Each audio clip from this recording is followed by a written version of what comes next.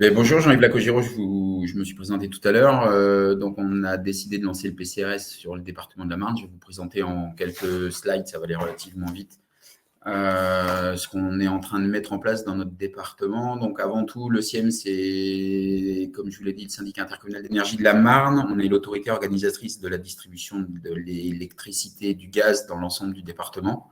Donc, 613 communes, 13 EPCI, dont une métropole, communauté urbaine, 2 communautés d'agglo, et puis tout le reste, ce sont des communautés de communes.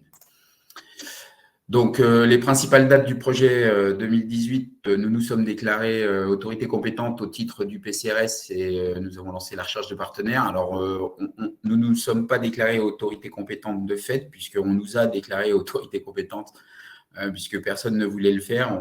Tout le monde s'est tourné vers nous pour dire vous êtes la seule structure départementale, ce serait bien que vous, à part le département bien évidemment, ce serait bien que vous vous lanciez là-dedans, puisqu'on avait un gros besoin de ce type d'outils, notamment pour notre compétence éclairage public, puisqu'on groupe quasiment toutes les communes du département en éclairage, et donc un besoin de plan pour les DT, les DICT, enfin bref.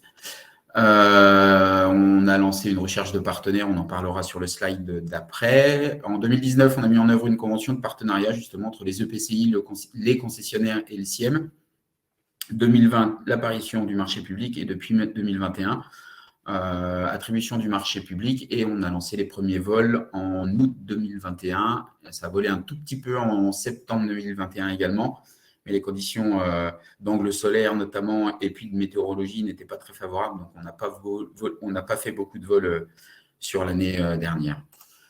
Les partenaires à l'origine. Alors, comment on a travaillé dans le département, justement, quand on nous a dit que ce serait bien qu'on se lance sur le PCRS, on a réuni les 4 grandes intercommunalités du département, Reims, Châlons, Épernay et Vitry, qui représentent à elles seules quasiment un tiers du département et plus de 80% de la population. Et puis, Enedis, GRDF, Orange, le département, etc., etc.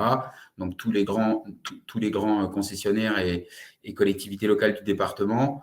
Au terme de plusieurs réunions de discussion autour de ce projet, seul Enedis est resté dans la boucle. GRDF nous a quittés après pas mal de palabres inutiles.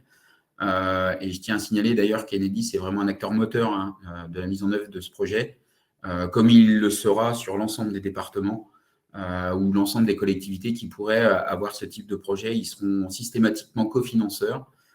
Et c'est important de le rappeler, ils seront systématiquement cofinanceurs de tout PCRS, quel que soit en France, quel que soit le secteur national. Voilà. Puis bien évidemment, le signataire de la convention de partenariat à l'origine, le CIEM, puisque nous en sommes le porteur. Les démarches en cours, nous sommes en train de regarder et d'aller voir l'ensemble des autres EPCI qui n'étaient pas autour de la table à l'origine pour leur proposer d'intégrer la convention de partenariat. On fait des avenants à chaque fois que nous avons des gens des EPCI qui souhaitent rentrer. On vient dans des marchés 3 et qui viennent de rentrer également dans ce modèle. Et puis, au niveau des partages des données, bien évidemment, la convention rend propriétaire des données les différents signataires de la convention, avec une volonté très importante de mise en œuvre de ces dernières en open data, pas seulement pour répondre aux subventions que propose